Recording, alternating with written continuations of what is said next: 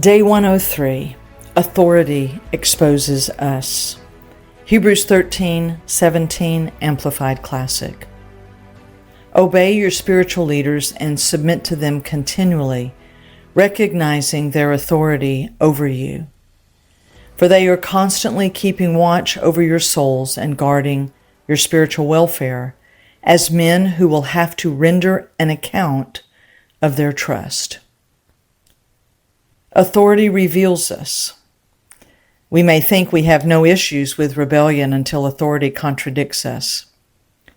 When leaders agree with our plans, submission feels easy. But when they disagree, resistance rises. We gossip, murmur, smile outwardly and seethe inwardly. Arrested Development insists the problem is the leader, but God says authority exposes what is already in us. He allows these pressures to reveal where we are still stuck. True, godly authority is never meant to control or dominate, but meant to train, to form, to encourage, to shape, to provoke. Pastors, teachers, apostles, prophets, evangelists are all given to mature us. The enemy uses unresolved wounds with authority to keep us cut off from those God has sent to grow us. Sons learn differently.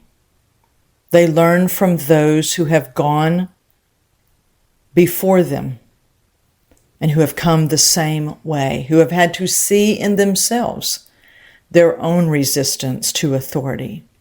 And they understand the process by which those that they are leading are passing through.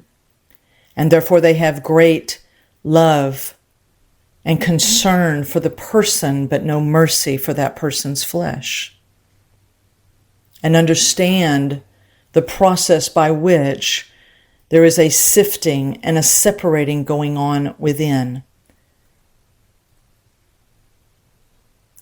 Abiding development receives from authority, not as though they are flawless men and women, but as instruments that God is using to sharpen and shape us. To resist the true purposes of godly authority is to stunt our growth and delay our maturity.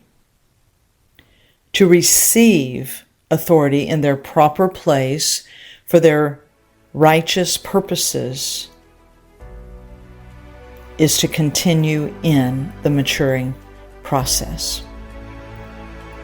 For the Father has always desired mature sons.